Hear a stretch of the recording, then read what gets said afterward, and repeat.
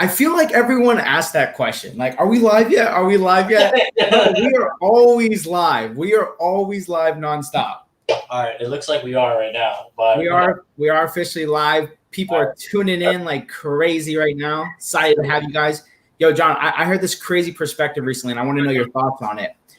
Somebody told me one day, they were like, imagine that a camera is on you 24 hours, 7 days a week, all the time. What would your life be like then? Because you asked the question, are we live? And I'm like, we're always live. So if you were constantly being filmed, right, you're constantly in front of the eyes of millions, would your life be any different today? That's a very interesting question. I kind of like my privacy, though, to be honest. Right. Yeah. Everybody needs their space, you know? Yeah, not that I'm like a completely private person, but I'm pretty sure people want their, they want their privacy. I respect that. Yeah. I can respect a man's space. Yeah. Yo, where's Albert at, man? Albert's going to be here in a few seconds. And if he's not, we're going to run it anyway. All right, that's fine. No, but Albert will be here. Albert, my man. Albert recently just got married or engaged, right? Engaged, yeah. We're going to have to ask him about that in our little... Yeah, it's a crazy time right now, man. What, with marriage and the economy, or both? Which one? No, like just in general. Happening with COVID. Well, yeah, I mean COVID though, mostly. Yeah, now's like the best time to get married. You know, you can't even go on a honeymoon, so you get married now, and then you have the honeymoon later. Although I do have to say that the flights are a lot cheaper now. Have you traveled anywhere? Where have you traveled? I'm actually going to the Maldives in September. And I've never heard of the Maldives. What is this? It's like an island in the Indian Ocean. Really? Yeah, like I mean, just Google it. It's what you think it is. It's like, yeah, like imagine what an island would look like a beautiful island, and that's exactly what it is. That's exciting, man. Yeah. When'd you guys book the flight? You guys booked the flight already? You still thinking? Yeah, we booked it last week, so we're actually gonna leave on September 4th. We'll be back September 16 or something, 17, I think. Oh wow. Yeah. So wait, isn't there like a new rule right now? Like if you travel outside of the country, you have to be quarantined for like 14 days or something like that? Right. Well, it depends where you're going. So certain countries require for you to self-quarantine, and they're very strict with the rules. But Maldives, it's like they don't care. Got it. So yeah. Maldives is the place to go then. It's literally an island, like straight up, like. Yeah. Albert. Oh, what's up, Al? Hey, what's up, Albert? Yo, what's good, bro? Were you in the wrong Albert, one? can you hear me? Yo, you were in the wrong one, right? Albert, can you hear us? Albert, can you hear me? Not quite. Let me see if I could we can hear you now. We can hear you now. By the way, for everyone who's on the live right now, we're going to be getting started here in less than 5 minutes. We have small talk going on, but we're just allowing a few more people to log on. We already have over 20 people engaged with us. So this is going to be a fun show tonight. We're going to be diving into the cash flow topic. We got some awesome people on here with us. So be patient with us and get ready to have the time of your life this evening. All right, Albert's fixing his thing. So John, you still in Philly? Have you traveled outside of Philly ever since COVID, or you've been kind of just staying inside majority of the time? Dude, I have the craziest story. So, what is it? yo, dude, like I think it was in March. My wife and I, Jen, we went to Thailand, and we just like, oh my gosh, dude, we did a lot of things that like we shouldn't have done. You know, well, what I mean by that is like we were in very, very public places. So right. Yeah, it was pretty crazy. So you went to Thailand, huh? Yep. That's exciting, man. Yeah, it was fun. It was fun. All right, Mike Russ is in the building. What's up? What's up, Mike? How are you, man? Good to hear from you. I don't know why this is only popping up on mine. All right, as soon as Albert comes back in here, we'll get this thing started. He's fixing his connection here. We want the best connection in the world. We are going to have it today. We ask for it. You ask, it shall be received. All right. Let's go. Albert, you here? Yep, I'm here. How are you, Albert? I'm good. I'm good. What did I miss? Are you watching from your iPhone? Yep. Yo, Albert, congratulations, man. Oh, thanks. Wait, congratulations for what? What happened, John? I mean, you're the host, so go ahead. Like, Albert, you want to tell us what happened recently? Oh no, I got engaged recently, so that's what I was talking about. Oh man, stepping into that masculine energy, but I'm so proud of you. It's awesome, man. So, have you decided who the best man's going to be yet? Yeah, I actually don't see him on this screen, so. What? He's on here? Come on, man. Well, anyway, I better get an invite. Even if he's not on the screen, I better get an invite. That's all I got to say. Because even in COVID, I'll still show up. I'll still show up for you. All right? All right, Albert, you in Philly right now still? Yep. Got it. John, you're still in Philly. So both these guys are in Philly, rocking and rolling here. All right, we got a lot of people tuned in here with us right now. It is now 7:06. Let me see if I can pull up some of these comments. What's up, Tom? How are you, brother? What's up, E? What's up, Tom? Hope you're doing well, man.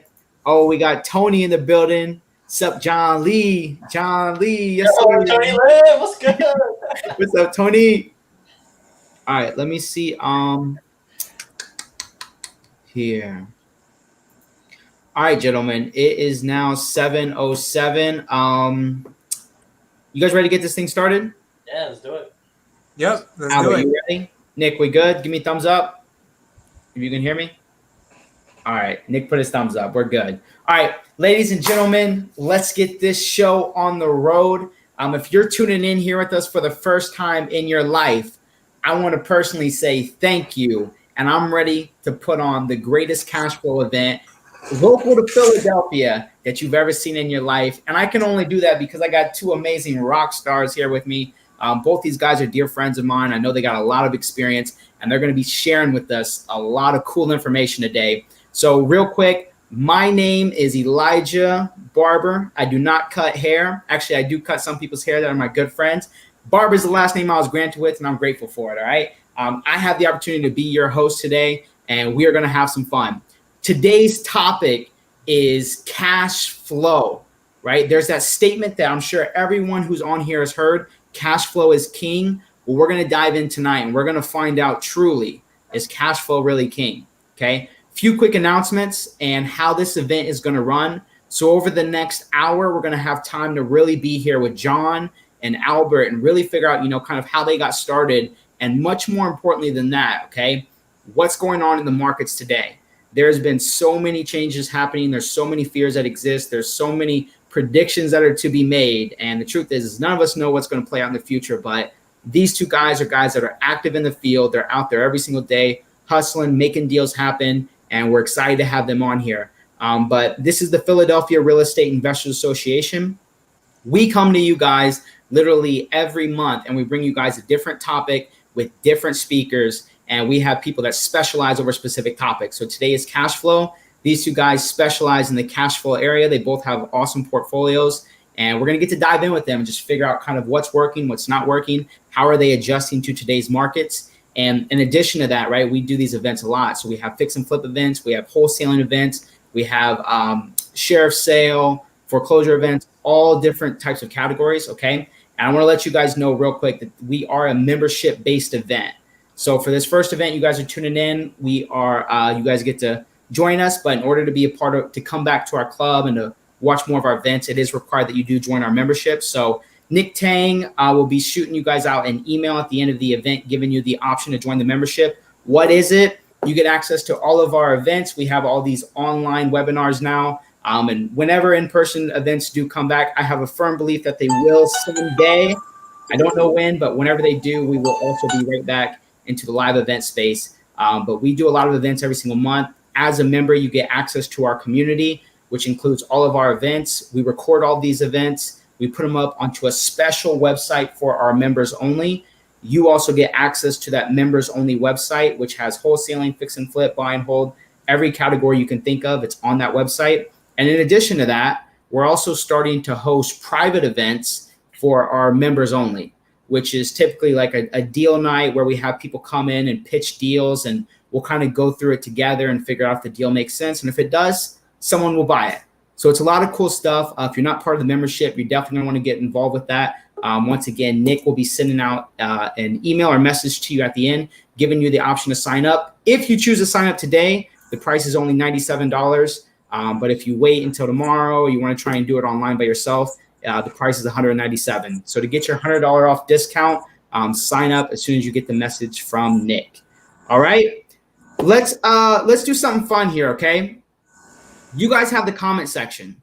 I want all the viewers on here with us right now. I want you guys to put it in the comment section right now and let me know where you're tuning in from, right? If you're watching from Philadelphia, put what neighborhood in Philadelphia you're watching from. If you're tuning in from New Jersey, North Jersey, Newark, East Orange, Manhattan, let me know where you're watching from. Put it in the comment section now. This comment section is how I communicate with you guys. It's how I get your guys' question answered, and it's how we have fun. It's the new way of networking online. All right, so put it in the comment section. Let me know where you guys are tuning in from. Let's see. And there is a slight lag time, which I am aware of. Okay, so we'll do one last final announcement, and then we will I'm gonna introduce our speakers here for us. So this is the announcement. This is gonna be really fun. This is very new for us, but I'm gonna be doing 2 giveaways throughout this live event today. Okay, I'm going to be doing 2 giveaways. We don't have the exact date yet, but within the next 5-6 months or sooner than that, probably, we're going to have a huge Philadelphia Expo, which is an event where we have like hundreds and hundreds of people show up. More than likely, it will be online, but we're going to be giving away tickets for free during this live event. Okay, now there's a very specific way that you can get access to these free tickets. So as we're going, just play along with me. I'll be asking you guys a question. First person to answer the question correctly will get access to the free expo that we will be having in Philadelphia within the next few months. Okay, let's pull up some of these here. We got Sal, my man Sal, tuning in from Abington, PA. Shout out Abington. What's up, Sal? We got Andy from Moonachie, New Jersey. What's up, Andy? Tom, Point Pleasant Beach, New Jersey. I need to be with you, Tom, on the beach, man. Come on. Got Tony. That's John's friend. Packer Park, Philadelphia. All right. Cabrina. Let's see. Yeah. Stefan's from Philadelphia, Germantown. Shout out Germantown. We got New York in the building. Daniel Huey. What's up, Dan? All right, guys. So make sure we're using this comment section, okay? We definitely want to get your guys' questions answered. So throughout the live event, if you guys have any specific questions, use the comment section. I'll be pulling up your guys' questions to help kind of moderate things. Also, I want to add that the expo is on November 14th for Philadelphia. November 14th. Thank you, Nick. And the first 100-something people that RSVP for it, there's going to be about 40 to 50 presentations going on, but we're going to give away 50% of it for free. So as long as you RSVP for the event, you'll get access to 50% of it. And if you want access to the whole event, you gotta register and pay for it. And other than that, that's it. Thank you, Nick. So November 14th, it's a Saturday. It's going to be an all-day event from 9 to 5. Once again, during this live event, we're going to give out 2 free tickets for that. So make sure you stay on. Make sure you pay attention and make sure you're active with us to get access to those 2 free tickets.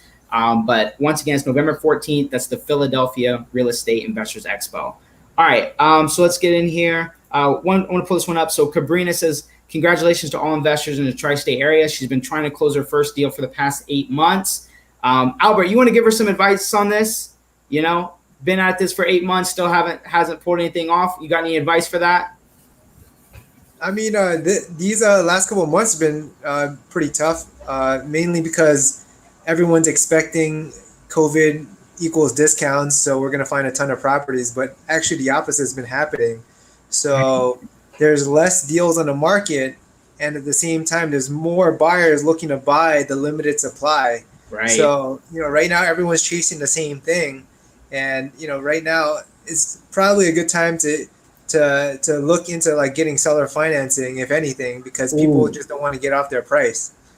Love it. Albert's already dropping fire. Albert, we're going to get into all that, all right? We're going to get into all that. Cabriz, stay tuned. We're going to be getting that question answered in detail on how you can get much more active and get your first deal. All right. So let's get started with this. Let me go ahead and start with my man John. Nick, you want to say what's up? Nick's my co-host. Nick's main host. Nick's everything. Say what's up, Nick. Oh no, I'm not co-hosting. I'm just on to check, make sure you're running a good show, so that way everybody gets value out of it. Awesome. Well, thanks, Nick. And if I don't, just fire me, and we'll move on from there. Anyway, yeah. John, thanks so much for tuning in. John has been a dude that I've known for a few years now. We met at the same real estate event. I remember when I first met you, I think you had maybe 1-2 properties, and you're really starting figuring out how to, get more, especially with the contractors and the renting and all that. But man, when we first met, we were both students, with our head down and focused. But John, go ahead and give us a brief little 60-second introduction. Let us know who you are. I just want to first start off by saying that I am not Nick Tang. You don't know how many times that I've been at the event and people thought I was Nick Tang, which was actually kind of fun. Me too. Yeah. But to answer that question, Elijah, I honestly got started in real estate by accident. So considering how difficult it still even is buying a house, I was looking to purchase a home with my wife and I, and every offer that we put in, we either got outbid or in some cases we weren't really competitive. So accidentally I found the duplex. And after, getting that offer accepted, we converted the duplex, put renovations into it, took what we call a 203K loan, renovation loan. And we renovated the home. And what ended up happening was I there and then had that responsibility of being a landlord. And after understanding that responsibility, that's when I decided to continue, buying more properties. But prior to even me doing that, it's about really being informed and being educated on what to do. And that's when I went to the first event. And I actually drove all the way to Jersey at the time. You did the Jersey one? Yeah, it's actually one. I think it was like closer to New York or whatever. And I drove all the way over there, thinking that I think you guys were selling memberships at the time. I think it was like, I don't know how much it was, but I paid the membership price thinking that, how do I say it? I paid the full price of the membership thinking that it was just for one seminar. But I ended up getting the membership. So it was really cool. And I learned so much from that. And ever since then, I kept building and building. And here I am kind of talking about that experience. Yeah, man. So your first property was a duplex. Yep. And that's the one that you and your she was your fiance at the time, right? Yes. Wow. Yeah. So you and your fiance moved into that place. Mm-hmm. Yeah. Man, that's exciting. So I want to dive into that deal here in a second, but just hearing that already is, it's an awesome journey for sure. Albert Wu. Albert's someone that I have, in essence, looked up myself. I know you're a New York native who's now in Philadelphia. That's the trend these days, right? Everyone from New York's going into Philly, but Albert was one of the first ones to do it. So, Albert, what's up, man? How are you? Yeah, I'm good. Actually, the funny thing is that I was never planning on moving to Philadelphia. The whole reason why I even started to even look at properties in Philadelphia is actually because of Nick Tang and this real estate group. And that's way before your time, Elijah. We had years while I used to drink in Chinatown at Dave's office. Oh, wow. And I met one of his guys there, and he called me one day. He was like, "Hey, I got this property in West Philadelphia. You want to take a look?" And that's how I even got interested in the whole Philadelphia area. And ever since then, I bought too many properties when I first started. So I got into a little bit of a mess. So I decided I had to come down here myself and, oversee things. So here I am, and I didn't realize that I'd meet my fiance at the RIA. So, and you met your fiance at the RIA. By the way, for anyone who doesn't know, Albert recently got engaged. So put it in the comment section. Everyone say shout out Albert. Congratulations, Albert. We're excited for you, and he's gonna make me his best man at the wedding. So make sure we're all ready for that.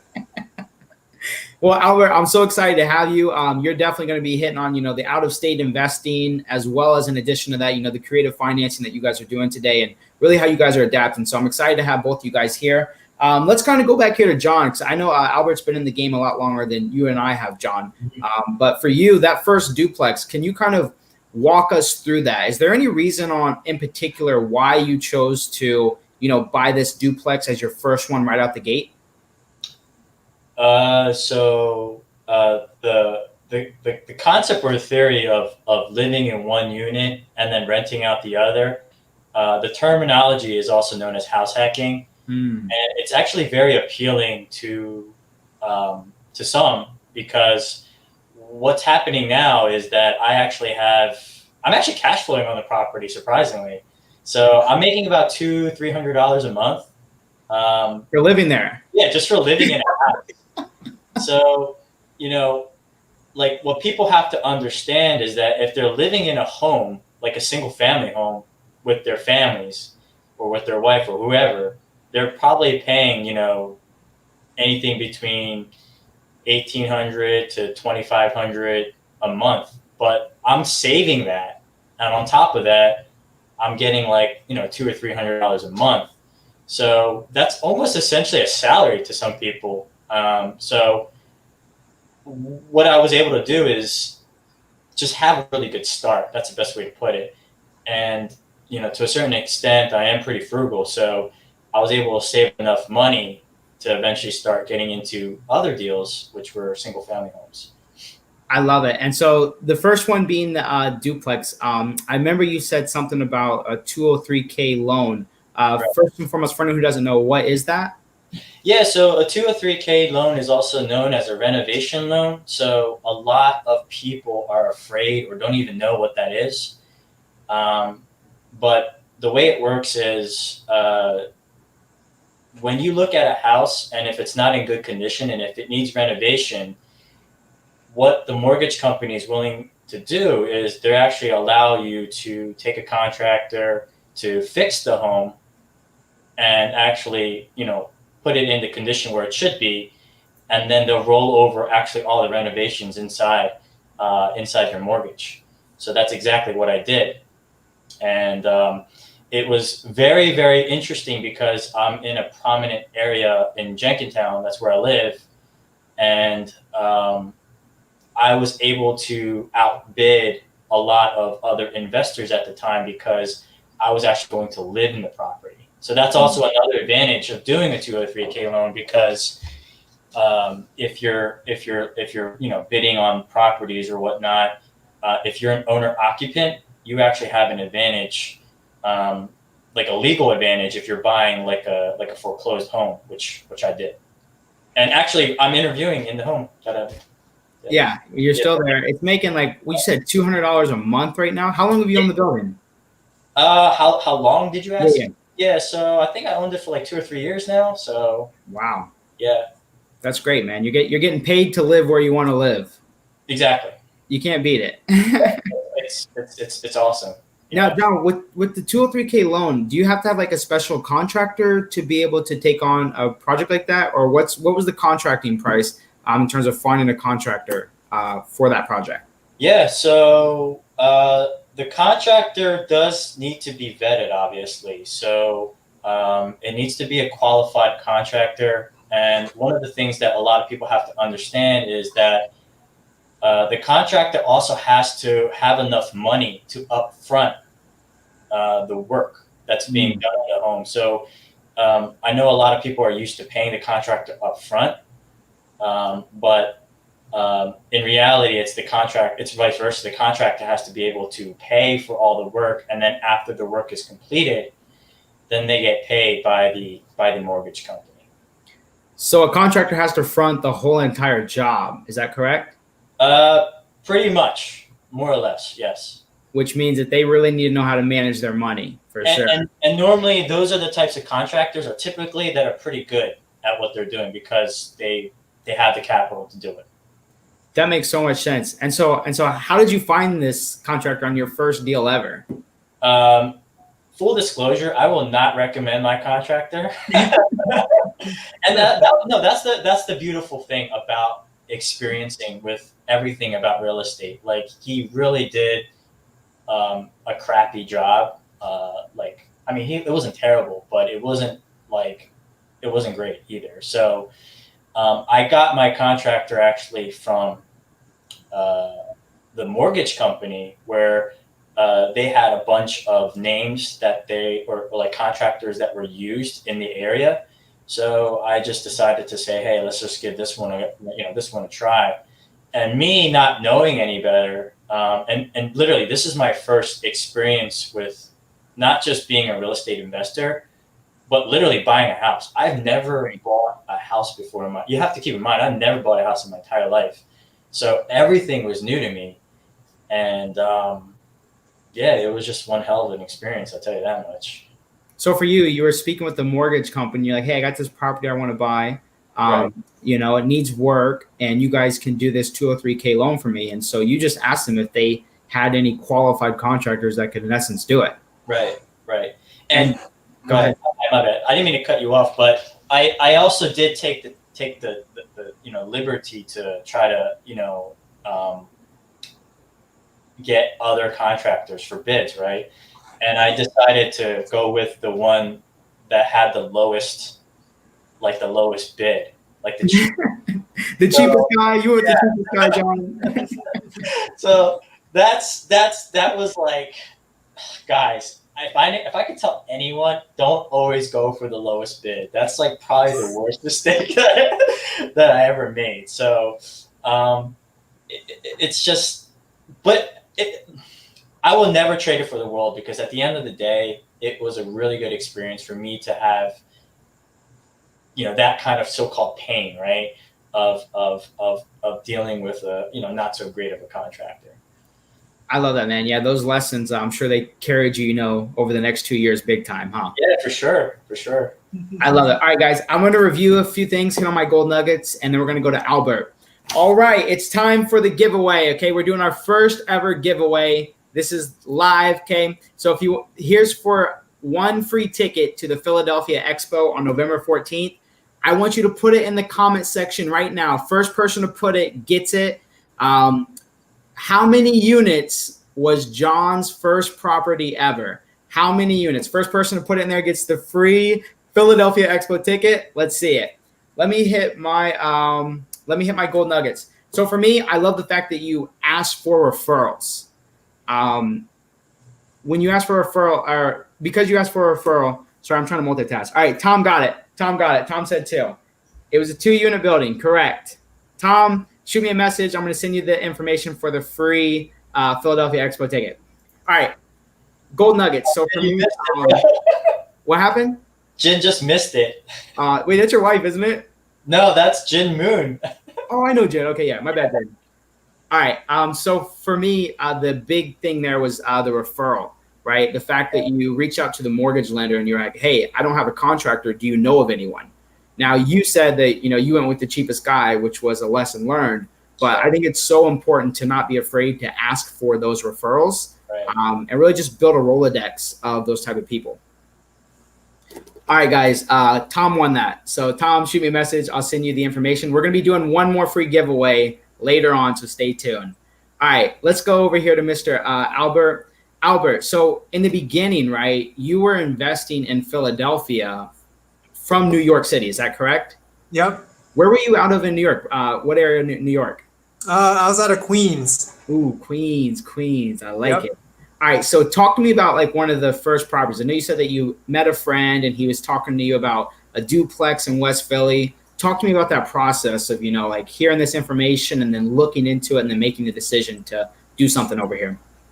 Yeah, when I was first living in New York and looking at properties in Philadelphia, I started to notice that the numbers were really good compared to here. And plus, when I was looking at New York, I said, hey, it takes forever to get a tenant out and they don't pay you.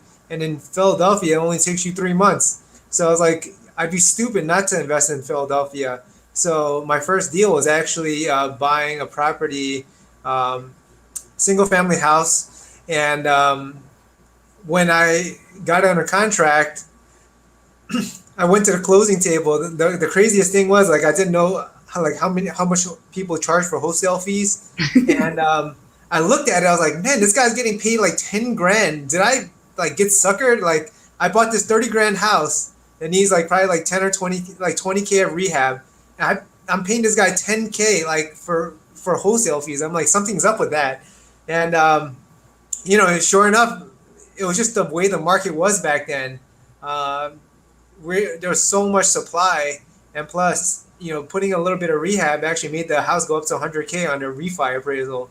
So, it just blew my mind. I was like, oh crap, I should do more of these houses. So I just started buying more and more in this area. Wow, that's quite interesting. So for you, so when you saw that 10K wholesale fee, were you like, I gotta like not pay that much, or were you like, I have to pay it? Like, what was your thought process when you saw that? Yeah, I said, this is insane. Like the house got under contract. They got under contract for 20,000, and I'm paying them 10,000. I'm like, what the hell? I'm paying them like 50% on top of the property to buy this house. Like that makes no sense whatsoever. But then when I got done with the project and I actually saw what the real like refinance appraisal was, like I won't count that as like a resale value like appraisal, because maybe someone probably wouldn't pay that amount for the house, but on a refi they typically give you a higher appraisal. And I was just like, wow, you could actually pull money out of these things. So yeah, that's pretty much what. And so that's exactly what you did. Yeah, no, I love that. And so Albert, for you, because I know you were in New York, like what was kind of like the big fear, the subconscious that was going in the back of your mind with investing out of state at the time? And how long ago was this? I think it was about 2 years ago, almost 3 years ago now. Well, 2.5. But the biggest fear is like I'm gonna get screwed. Like I don't know what's going on here. Like I'm entrusting these people to start working on this project.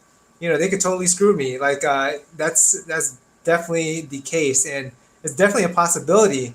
But I guess my greed overtook my fear, so I ended up taking a step. Yeah, the greed pulled you in a way, huh? Yeah. I love that. And so let's review a few things here. So the deal you found from a wholesaler, how did you run into this wholesaler? I met him through the Philadelphia RIA group back when you guys were having meetings in Spring Garden. Yeah, while they were serving beer. I don't think many people remember that, but you do remember that. That's awesome. Yeah, man. So you met someone at a real estate club, and did they come up to you randomly and was like, I had a deal, or like how did that conversation go with them?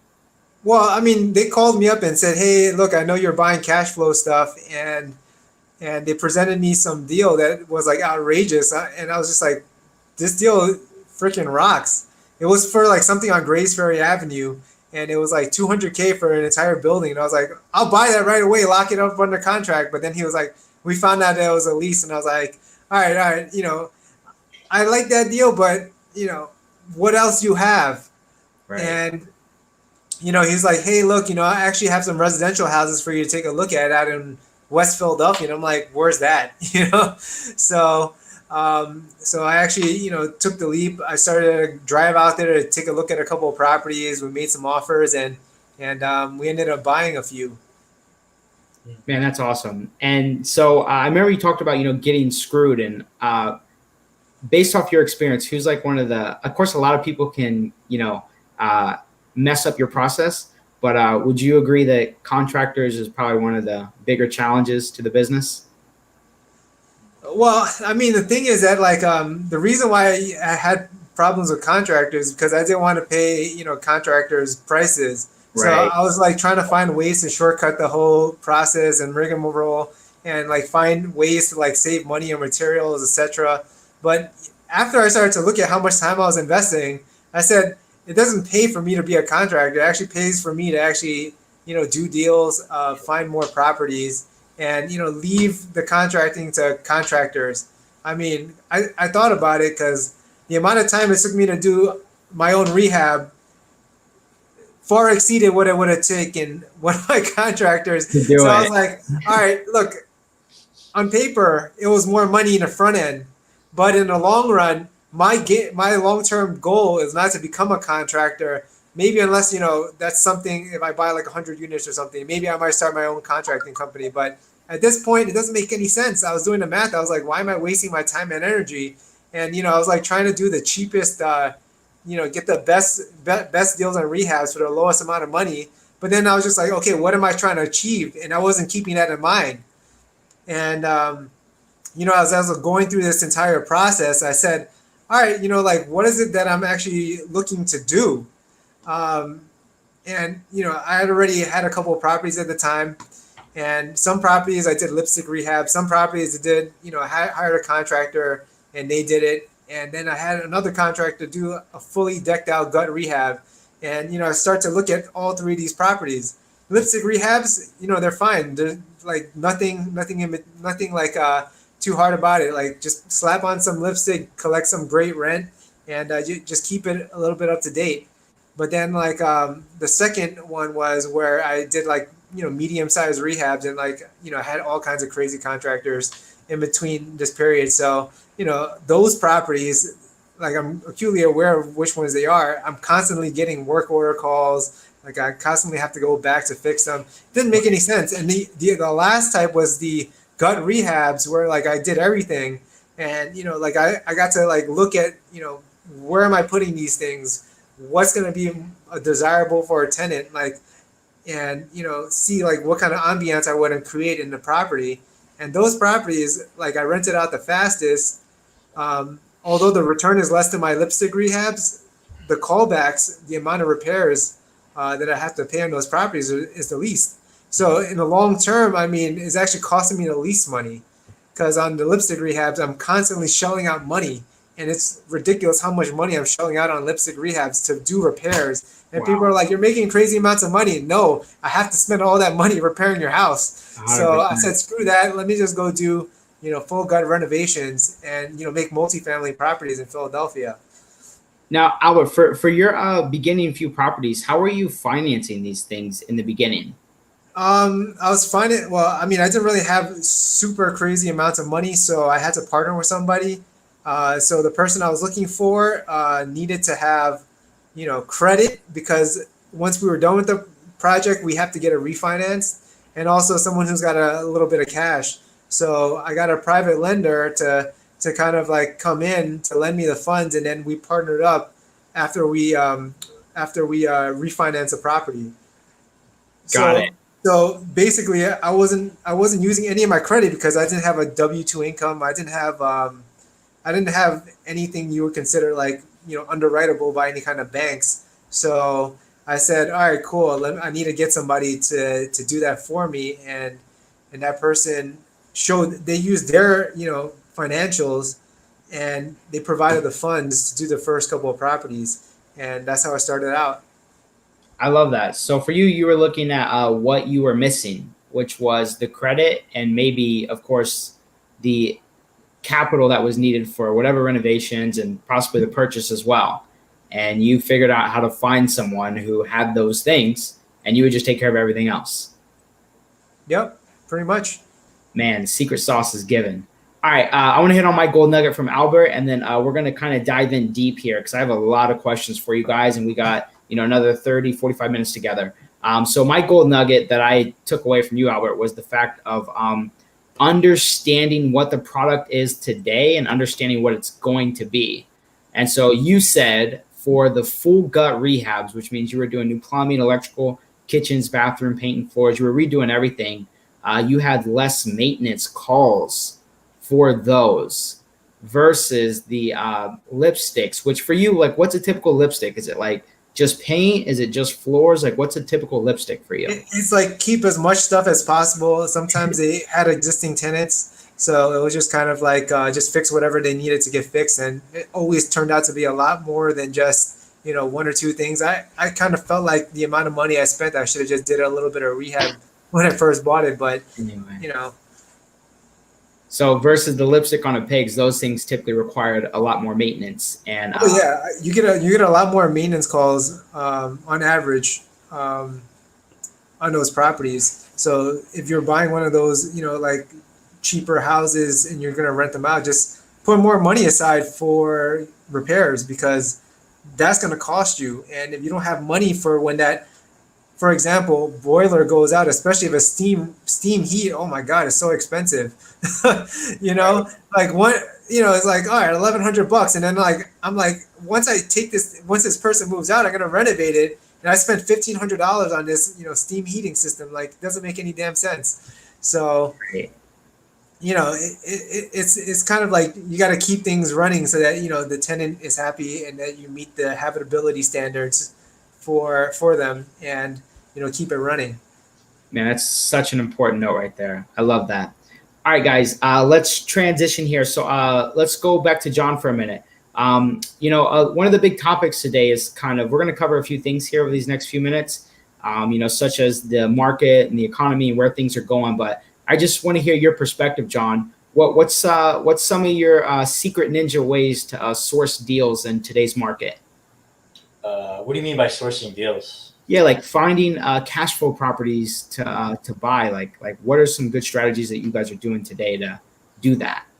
I'm actually very fortunate that I am a realtor, so I have access to the MLS. So I'm always searching every single day for deals, and that has never changed ever since I first started. So I wish I could give you like a very secretive or special answer, but it's just literally as simple as that. Like the work habits that I've had from the beginning haven't changed till now. And you know, has, like Albert said, has it gotten harder? Yeah, in my opinion, I think it has gotten harder, especially with lenders tightening up, and you know, restrictions with lending in general has become harder, as well as inventory. But the attitude and the mindset and the mental fortitude hasn't changed for me. Got it. And so the MLS, for anyone who doesn't know, what is this? Yeah, so the MLS is, I mean, you just have access to, it's pretty much the Redfin or Zillow on steroids. You have access to pretty much every property. And because I am a realtor, I don't have to contact a realtor and be like, hey, can I, you know, schedule a showing for this property. I physically just go there, and well, actually, I don't even go there anymore. I actually have a contract to go there at this point, but yeah, I have access to it, so it kind of skips a step for me. I get it. So the MLS is like a place where like all the realtors like put up their properties that they're trying to sell, and that's exactly what it is. Right. I love it. And so, like, when you're reaching out to these people, do you think it helps when you're reaching out to other realtors? Do you think it helps that you're also a realtor, and how do you position that so they know that you know, you're there to buy versus trying to bring in a client to buy it? Oh, that's a good question, Elijah. Thanks. So when I call, I normally call in as an investor. Normally, I don't know if that's the right or wrong thing. I just normally call in there, and I'm pretty blunt. Because I look at I'm at the point where I can desktop it, meaning I can just look at the pictures and have a general idea of what I should be offering on a home. So what I do is I call and I give them a pretty, it's not a low ball, like a super low ball offer, but it's low enough to where I feel comfortable that it's actually, if they say yes, or if they're at least entertaining that offer, then it's at least worth to take a look at it. And if they're nowhere like kind of on page with where I am, then I just kind of move on to the next home. So give me one of your favorite areas to buy in Philly. Oh man, I actually like West Philly, like where I live. Yeah, I have most of my properties actually in West Philly. I have several in Germantown, like Mount Airy area as well, which I like. But anywhere, honestly, in Philadelphia where cash flows, it works for me. Makes sense. So I want to run through a hypothetical example here. So let's say I got a single family in West Philly. It's listed. I'm asking 55,000. All right. We got a 3-bed, 2-bath, street parking, of course. And let's see, it needs $20,000, $40,000 worth of work, and I'm asking 55. How do you come in? How do I come in? Yeah, with that. I don't know exactly how to answer this question, but I'm the realtor. I'm the realtor. Yeah, I honestly will look at it based upon what I see from the pictures, and then kind of go from there, because that will help me determine the like you said, the renovation costs. Which are 45,000 in this example. In this example, Yep. How will I? Like, are you asking my strategy of how I would offer? Yeah, correct. Okay. My strategy of offering is just offering. Like, it's not something special. Like, I don't go like I've read a lot of these books about negotiating, like, and I've tried those tactics, and I'm sure they certainly work. But for me, it's just being very honest and very straightforward with how you're going to offer, and that's just what I do. Like, I wish I could tell you, like, I have a special way of saying it, but I'm just like, hey, like, 50,000 work? Does that work? Like, or sometimes, like, Elijah, what I do is, like, late at night, right?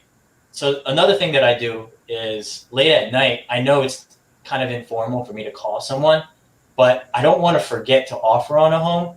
So what I do is I email people. I email them and I say, hey, would this price work? I am a legitimate buyer, and then I attach my proof of funds to let them know. Yeah, to let them know that I'm a legitimate buyer. I mean, that might be something that's kind of cool. Yeah. But yeah. I love that. No, that's a really good idea. It's like, because late at night, before you go to bed, just take an hour and, you, in this example, you're emailing realtors and, you're following up with people that you've talked to, and you're putting the offer out there. And in addition to that, right, you're putting the proof of funds on the letter so they know that you're ready to go. I love that, man. Yeah. And just to add, like, I think the success that I've gotten doesn't really, like, it's a testament to say that I don't have a special way of saying things. I'm very actionable. Like, I like to, like, the way that I've, done in any business or any venture or any sales, it's the same mindset and attitude that I've had since the beginning. So that hasn't changed at all. And it's been consistent. And that's what, I want to encourage everyone, because, like, I'm sure people out there can probably, phrase or say certain things that could get them a better deal. And, I wish I had that kind of gift or maybe I do have that gift. I don't know. But the point that I'm trying to make is that I've been persistent and consistent enough to always at least ask for the business. And that's the important part. You never forget to ask. I love it. Thank you, John. Albert, do you buy properties from, do you work with realtors too, or no? Actually, I feel like over half my properties were bought through realtors. It's just that it was brought to me by, the person I met at the RIA group. So I, on the side, just wrote him a check. So yeah, actually more than half came from the MLS. Wow. But mind you, a lot of this was happening, last year and 2018. More recently this year, I think there's less. I mean, for me, there's less stuff for me to buy, but it's just that I haven't seen many great deals out there, and so I'm just focusing on renovating what I did buy, and upgrading the buildings that are kind of like underutilized. Like if it's a single family house with a multi-family zoning, then I'll look at the cost basis. I'll see if it makes sense for me to do the full renovation. If it does, I'll just get the use permit, pull the permits, and do the property. So for you right now, Albert, versus trying to buy a lot more properties, because I mean, you would if they were out there how they used to be, but for you, you're looking at your existing portfolio and finding ways to add value to your existing portfolio already. Is that right? Yeah. A lot of them are single families, and some of them already have zoning for duplexes. So it makes sense because of where I'm at in the property in terms of what I bought it for, how much money I put into it. It makes sense for me to turn them into a duplex and collect additional rent and have at the same time low maintenance costs long term. So that's kind of like my objective is, kind of creating a portfolio that, makes more sense longer term and, reducing the management headaches. Wow, That's awesome. It's definitely like it's getting more creative and finding ways to add value. So when you originally bought these buildings, did you know that? Did you have an idea to turn these into two families down the road, or you were just looking at them singly based off single family portfolio? No, it was just straight based on single family. I didn't have the balls to turn it into duplexes because that required a lot of chutzpah, I guess, because you're kind of like I'm brand new to this market. I didn't know what the heck a duplex, what the process was to do that. But after I did my first one, then I was just like, this isn't that hard. And plus, it almost takes about the same amount of time it takes for a single family.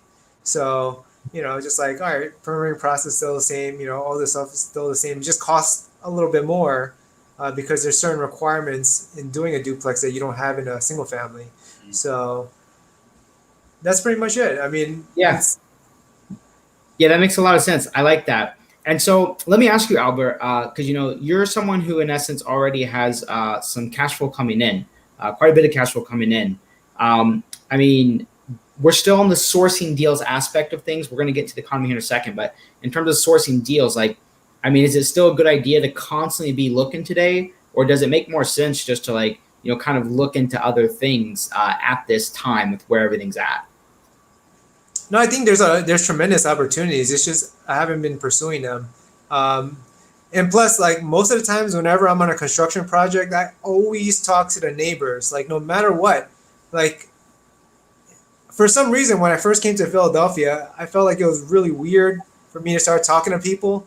But apparently people in Philadelphia are very talkative and they want to, say what's going on, see who you are, like figure out what's up. So I always talk to him. I see him multiple times during the week while I'm, stopping by the project. I kind of get a feel like what's going on. Is someone selling on this block?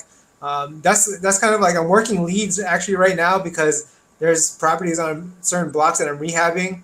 That I'm like, hey, do you want to sell? Like, I keep hearing, you want to sell or something like that. So, I'm constantly following up. And basically when people start seeing you like all the time, they're like, hey, can you do some work for me in the back? I'm like, oh, maybe, let me take a look.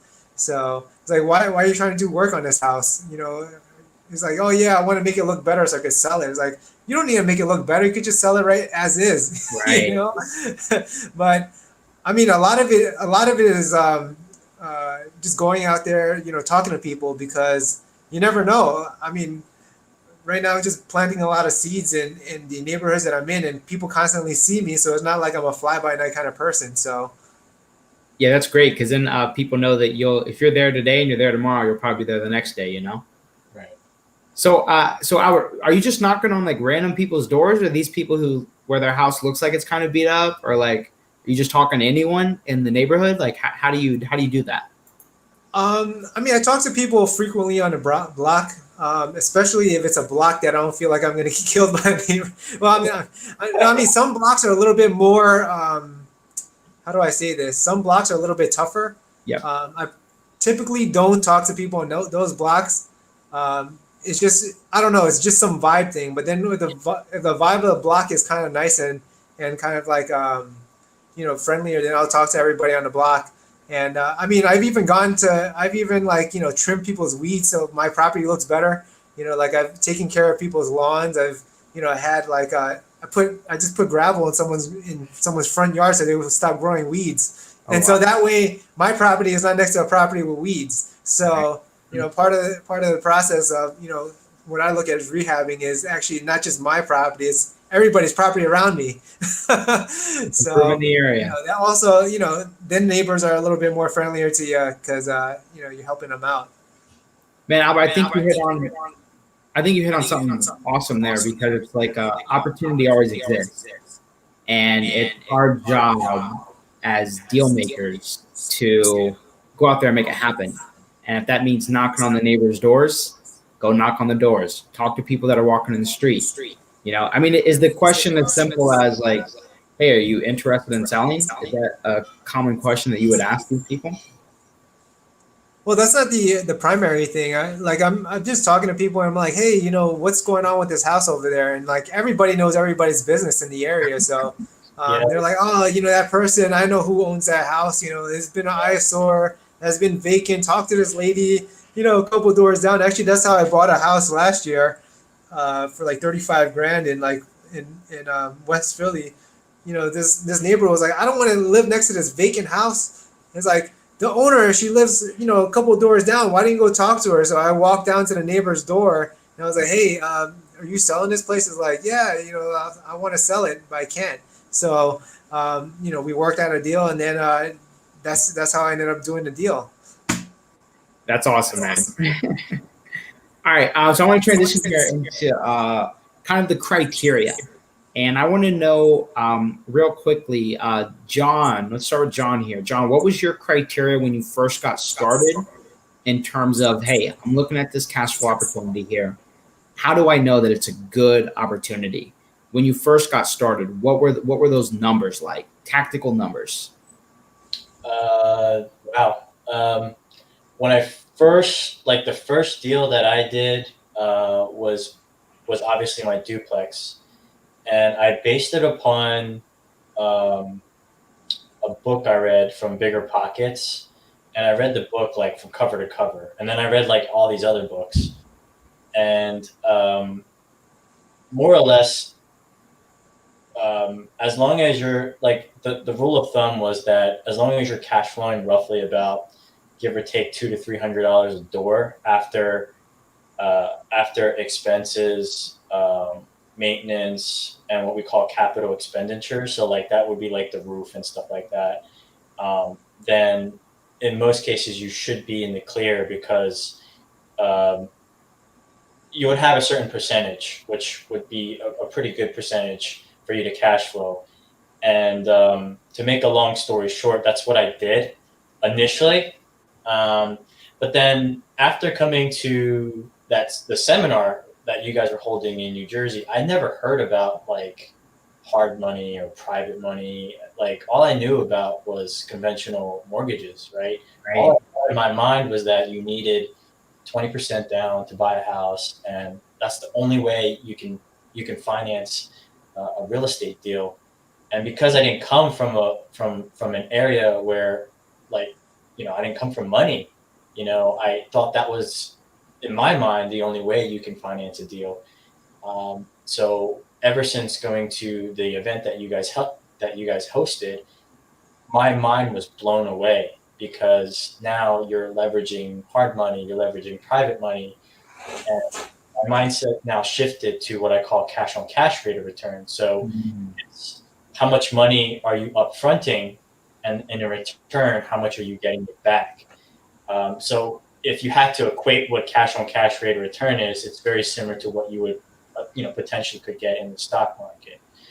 So to kind of, I mean, we can sit here forever and I can go in detail. I don't want to. I'm going to transition here in a second to what the criteria is like today. But in the beginning, you were literally just looking for something that would make $200 to $300 per door. Give or take, yeah, to make it very simple, yes. And you were going to finance these with a conventional loan with 20% down.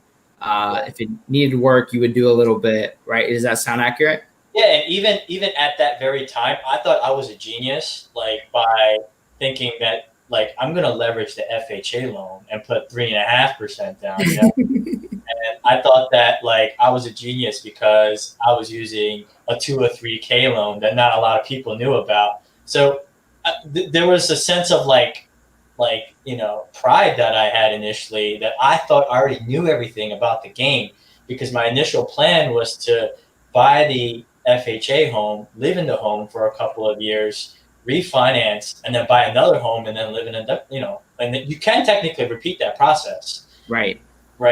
But, it comes to show that's why it's always important to always be learning. And when I went to the event that you guys held, it literally opened my eyes. I felt like I was completely a new person. I learned something completely different. Man, that's awesome. All right, Albert, what was your criteria in the beginning? With the first few properties, why did you pull the trigger on them? What were the numbers like? Why did you like the opportunity? And what made sense for you in the beginning? Well, I looked at it and I said, wow, these numbers are so much better than New York. You know, I was just like, doesn't make any sense. I'm paying, say 60,000, and I'm getting like 1,000 for rent. And when someone told me I'm gonna get 1,000 for 60,000 all in, I was just like, no, they're probably lying. And then I was making super conservative numbers, and it still worked. And I was just like, all right, I think we'll just go forward with it. Can't possibly mess up too bad. So I just started like winging it. Like I wasn't really like creating like numbers that bad, like numbers that like a hardcore, as I probably have now. But it was just kind of like, sounds like I'm gonna make a lot of money on that property. All right, cool. Let's go buy it. All right, I love that. So, John, talk to me. Very, very simple theory. You're so smart, Albert. John, talk to me about what the criteria is like today in the current market. Mm-hmm. What kind of cash flow are you looking for? What are the numbers that you're seeing, and what makes sense for you today? So, more than the cash flow, I'm really about how much money am I putting up and how much am I going to get back, right? Because generally your cash flow will still be positive if you think that way. So in most cases, what I do is I follow the criteria of the equity of how much the purchase price is. So, if I buy a house, let's just say the purchase price of the house is $50,000, right? And I know that the renovation is, $25,000, right? Well, my all-in price, right, is going to be $75,000, right? Assuming that the house gets appraised at, let's just say, $100,000, right? That's considered to be a 75. That's what people call a 75% deal, right? But a lot of lenders that I use follow 65%. So instead of buying the house for, let's just say, for 75,000, I would need to actually purchase that price for my all-in purchase price, and the renovation needs to be $65,000. And I don't think I explained that correctly. Maybe you can help me with that, Elijah. But pretty much all in purchase and renovation needs to be roughly around 65%. So why was that rule important for you? Why is that rule important for you now, is my question. Because it allows you to do it again, meaning you're allowed to actually get your money back once you complete the deal. And that's how I was able to amount to the amount of properties that I was able to get in like literally less than a year, or probably in about a year. I was able to get about a dozen properties just in 1 year because of that method alone. And it was insane. And like, yeah, there's no words for it. That's awesome, man. Yeah, it's like 12 units, for understanding a simple formula. And so just a quick formula. So what John did was he understood the rules of lenders, and one of the lenders that he's referencing is it's like hard money, which is in essence group, and they will lend you money to purchase, and they charge you for the money that they lend you. And he knew that he had to buy, if he bought it 65%. So let's say the building's worth 100,000, he needs to be all in with purchase and renovation at 65,000. Is that right, John? Yeah, that's exactly what it is. So he needs to be all in with his purchase and renovation at 65,000. Then he could refinance. And what are some of the terms that you're refinancing at right now, John? The terms? Yeah, like is it 70, 75%? You doing 80? So some of them, they've tightened up with some of the places. Like they go now 70 for just a refinance, maybe 65 for a cash out. They all vary, but as long as you follow the guidelines to get in, it's very similar to when you get out, when you refinance. Awesome. All right, Albert, what's your criteria today for analyzing cash flow deals? Well, I mean, I'm kind of looking at it, today it's not necessarily, 65 ARV anymore, because I used to use that formula in the beginning when I started expanding rapidly. I started using hard money, but using hard money is a challenge because unless you can get all the construction projects you're working on with hard money, like rolling at the right speed, is going to start costing you a lot of money. So, the projects that, I thought, were going to make me the most money ended up costing me the longest amount of time and ended up costing me a lot of headaches in terms of extra time, extra extension points, etc. So that was my kind of like original thing. But right now, what I'm looking for right now is just to lock down, certain properties that have the correct zoning. So I would even pay what people are asking, even though it's like really high. But as long as I can make a spread between what I'm going to be paying them and what I'm going to be charging in rent, that's fine. And when they kind of like move out, I've already been reducing down the payments. So they've been my temporary bank for the moment. That's kind of like what I'm looking at right now, because paying cash, like 20,000-30,000 more than what you're normally used to paying, it might not make sense. But I also told people too that I'm a long-term holder, right? So I might buy it, but I might buy less of it. And since I need a certain amount of projects rolling all the time, I just might buy one for a little bit more than I would have purchased it for. Maybe instead of paying 50,000, I might pay 55,000, 60,000, just so I can keep my guys moving from one project to another. And especially in this time, there's very few properties on the market. So I guess it's just a part of it is just a waiting game. Yeah, that is part of it, right? It's timing of everything. Yeah. So back to your question, you said, what is the criteria now? So that's part of it is cash flow spread, Right. making cash flow spread for the rent. And if I'm doing a renovation, like a gut renovation, the calculation that I use now is since multifamily has more expenses than a single family, I have to be 1.5 times more than my all-in cost. So what that means is I need to collect $1,500, for example, if I'm buying the house for $100,000. I get it. All right. So I think that's good because, first of all, it's clear to see that both of you guys have, in essence, put strict formulas in place, or strict processes in place for buying today.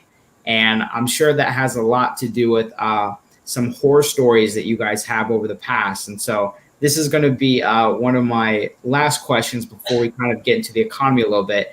But could each one of you share with me a war story with contractors, or just a bad deal that you may have bought, and how did you guys come to overcome that challenge? Let's start with Albert for this one.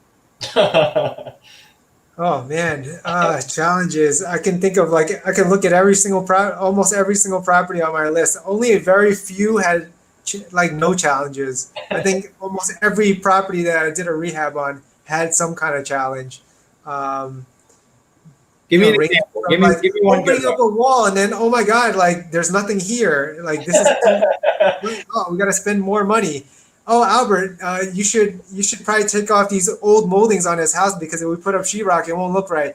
No, I want to save money. Leave the moldings there. Like I don't want to pay the extra, couple grand. So just like do it. And then all of a sudden I'm like, this looks retarded. Like take it all off. It's like it won't look right. And like, man, I fluctuated so many times back and forth, mainly because I was kind of newer to the what to do in these Philly houses, because I wasn't familiar with this kind of construction and the way that it was done. So it wasn't as flexible or like as agile with how to deal with certain situations. So I would do an entire project and I'd be like coming in from New York, like, oh my God, what the hell is going on here? This looks terrible. Now let's go fix it. Oh, and then I have to spend, now it's not a couple of thousand, it's like, 2,000 on top of that, because, they have to do all this extra work now that, so I realized that it made more sense just to do it all and, kind of plan out the way that I wanted it. But it took some time, it took some understanding, and it took some learning from the way I did projects. So yeah, let's just go put it at that. I mean, there's a lot of other things that could get me in trouble if I talk about it, but we'll save that for another time. Albert, thank you for that. So in essence, every project has definitely been a learning experience. Is that accurate? Oh yeah, for sure. I love it. John, you got a crazy war story for us?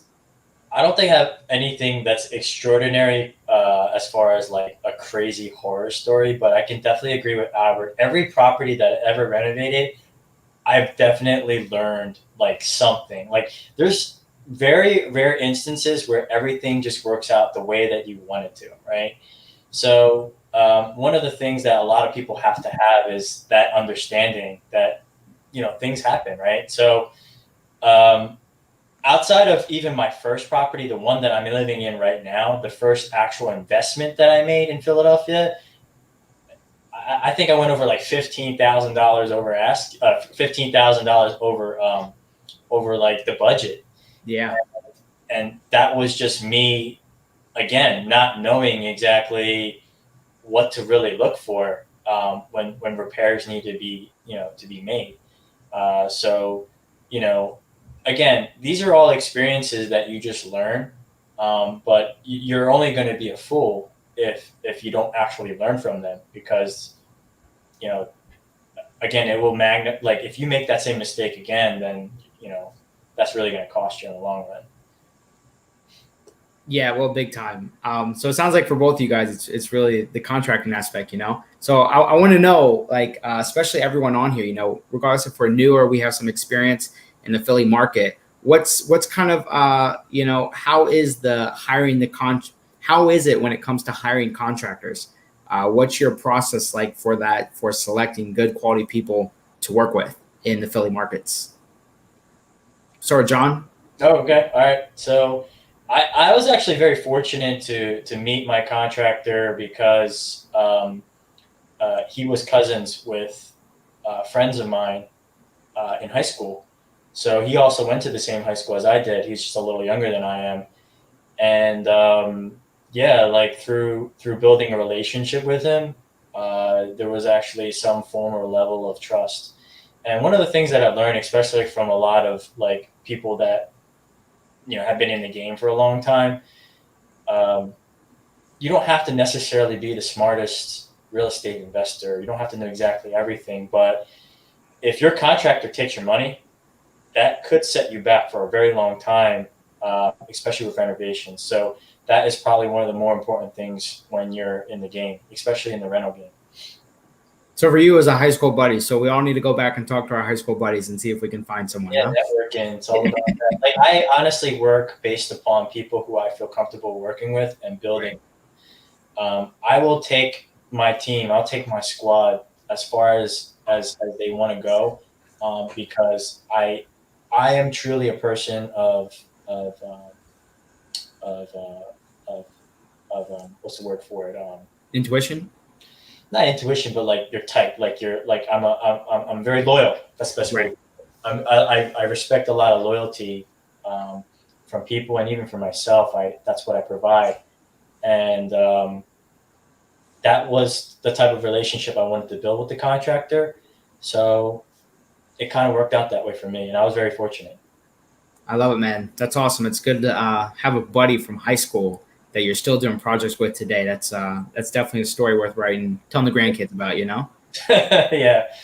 Albert, I know you've had experiences, man, with contractors. What's kind of your thing? You hiring GCs? You hiring subs? What's your contracting process like?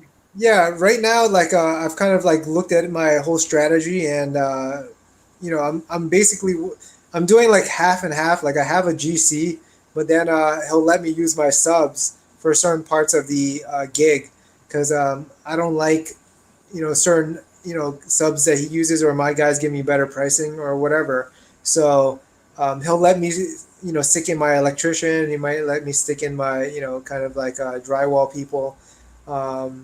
So it's kind of like a good mix. And you said like what do you look for in these contractors? Yeah, definitely. Definitely, like what I like is communication, because when things get hard, that's when people stop communicating, and that's when you need the most communication. So I always realized that, like I started to notice that, like people started getting squirrelier and squirrelier and squirrelier. So they might do a good project for you on one project, but then totally get so shady on you. Like yeah, I mean, you realize that communication's been lax. In the beginning, like everyone, when they're trying to make their relationship good, they'll be like, "Oh yeah, I'm here to serve you. I'm gonna answer your call like as soon as you Oh call." And my then all of a sudden, god. it's like, "Hey, this person's not calling. Like, Yeah. something went wrong here. Oh, you're not gonna go fix it. Oh, okay, I still gotta go get it fixed." So, there's a whole aspect of like doing what you're saying you're gonna do, and then sticking to it. And the people that I realize that seem to have the least success are the ones that say, "Don't worry, I'll take care of that for you, Albert." And then I'm like, that's a long list. How are you gonna remember all this stuff? And sure enough, it doesn't get done. And I'm like, "Hey, what about these items?" And oh, I forgot about it. Oh, sorry, man. I'm gonna go do it. So those things are like key. Is like if they say if they do what they say, and they're able to kind of execute, because like at the end of the day, like I don't need to babysit somebody, because that just makes my job harder. 100%. All right, we got a good question here over contracting. Adrian asked, how do you guys estimate the cost of a needed rehab? Oh. John? You want to answer that question, Albert, go ahead. I mean, I already like I've done enough properties where I could figure out just by square footage of the house, like how many rooms, like how many kitchens, how many bathrooms, how much it should cost me. I mean, I was actually doing I actually got my hands dirty at one point because I was so frustrated with contractors. I just hired a guy to help me out and work on a property. I kind of like learned the whole thing, and I just kind of have a feel. It's just like demo is going to cost so much money. Right. I have the high end of the numbers because I realize that if things get messed up, I always have that one guy that's going to be on the higher end that can get stuff done. So, if I need a plumbing, I know the higher end, what is this thing going to cost? I'm not going to be betting on the low end because I definitely could probably get it done at that number, but those guys are definitely not reliable or they're constantly busy all the time. So, there's very hard to get a hold of.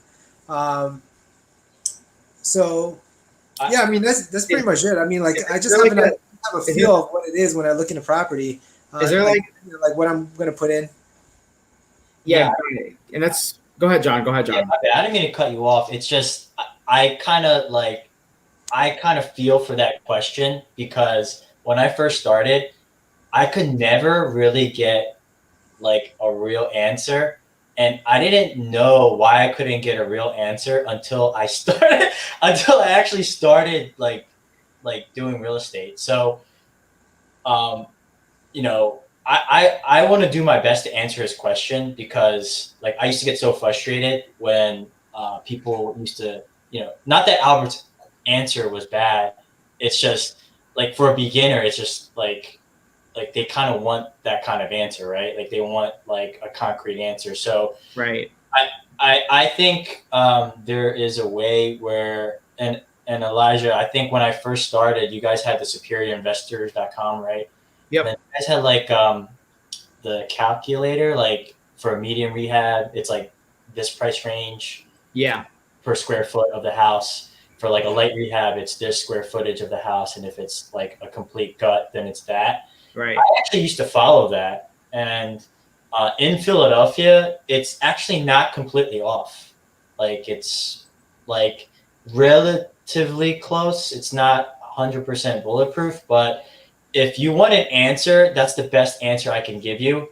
And apart from that, it's like what Albert's saying, you have to go by experience. Because for me, just like Albert, I can desktop it. Like I can literally look at the the pictures, and I can have a general idea of, that's going to roughly cost about X amount of dollars. Got it. Makes a lot of sense.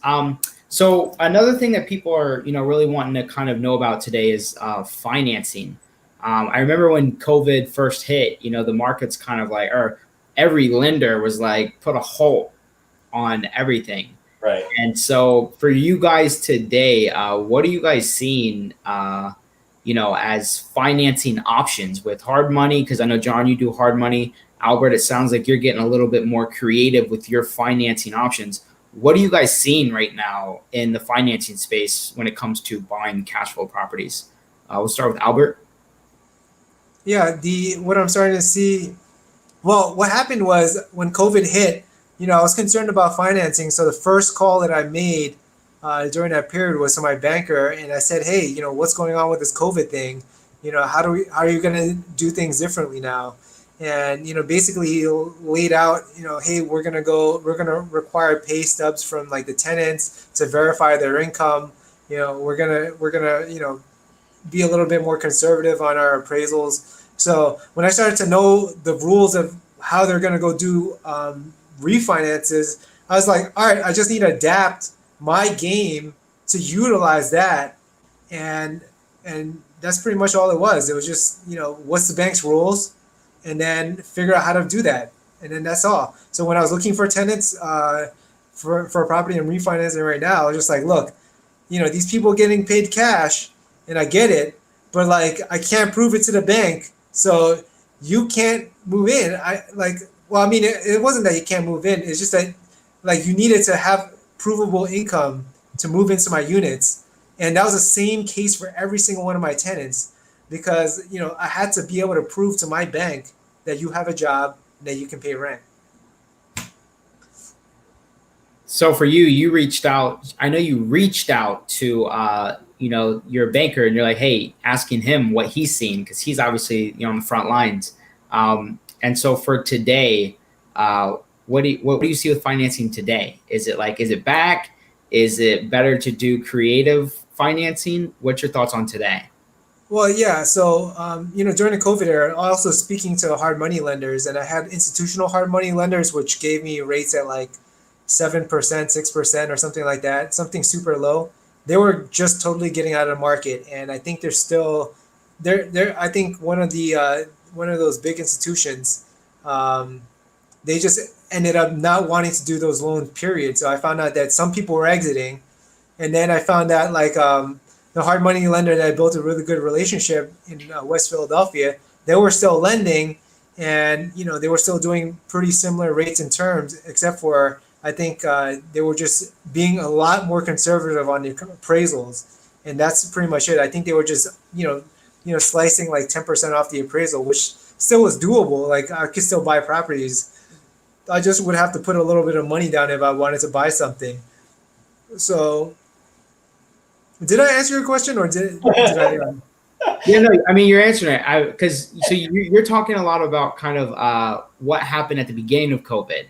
Right. But I want to. Oh, you're trying to find out today's situation, right? Yeah. What's going on? All right. So I'm starting to see that some of these bigger institutions, like some of these like big houses that will give you like like cheap hard money is coming back into the market. So that means people are like dying to find yield. They want to get some kind of return, and they're getting back into the market because they're starting to feel safe about the real estate thing. Is not back originally 100% to the original state. There's like highly restricted lending on like commercial properties, like hotels and stuff like that. But they will still lend it to you if you have a stellar track record. Like you're like the golden boy of that industry. They will lend you money. So those people are probably acquiring everything, and while everybody else, are just sitting back, not being able to get any money. And for the refi on the permanent side, yeah, I mean it's starting to return back to normal. Rates are super low now. What are rates at right now? Like 4.25% maybe for a commercial loan. And just to give you a perspective, I paid 5.5% last year, so over 1% less in interest rate right now. Wow. And that was just in the year's time frame. Yeah, I mean, and also lower interest rates also means potentially higher real estate prices. Now, when COVID first hit, were you nervous at all that there wouldn't be any refinances for a longer period than what we expected or than what happened? Well, I mean, when COVID first hit, that's why I started calling around just to see what was going on, and it seemed like the criteria was just a little bit more conservative, and that's all. And once I knew that, like I was just like, all right, just the game just changed a little bit. It's not a deal breaker. I could still maneuver in this. So I wasn't taken back. Right, you could still make things happen, Yep. even if there was slight adjustments. Right. All right, guys. We're going to be doing our second giveaway. Okay, this is going to be the second and final giveaway of the night. So make sure you're ready in the comment section. Get ready to type it. Albert specifically said a number when it comes to refinance commercial loans. My question is based on what Albert said, what's the rate that Albert is refinancing his commercial loans at right now? Put it in the comment section. First one to put it is going to get a free ticket to the Philadelphia Real Estate Investors Expo coming up on November 14th. Let's see who drops the answer here. What is the rate that Albert is getting on his refinance loans for the commercial refinance loans?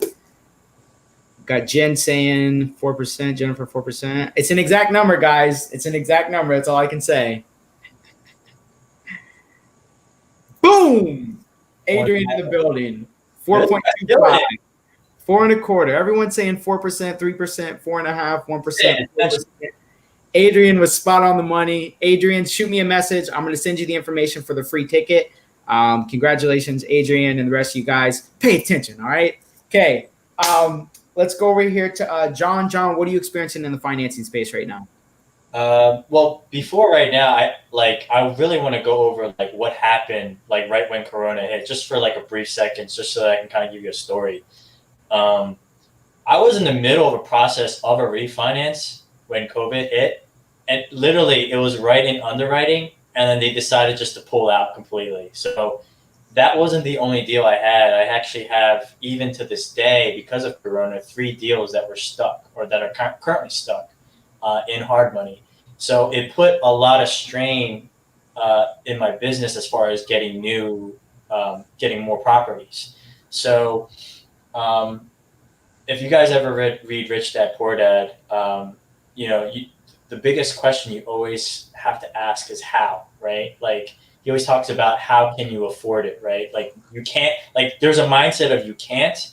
Instead, it needs to change into how can you. So with that being said, I always turned into looking for other alternatives. I went outside of my comfort, and I even asked Albert. I was like, Albert, like, who are you using for lending? And he was saying he was using a credit union. So I actually contacted the credit union company, and I even got declined. Like the guy was saying, like, hey, like we can't do it for you. It worked for Albert, didn't work for me, but it didn't discourage me to continue to look for other alternatives. And now I'm at the point where I actually found a company to refinance all 3 of the properties.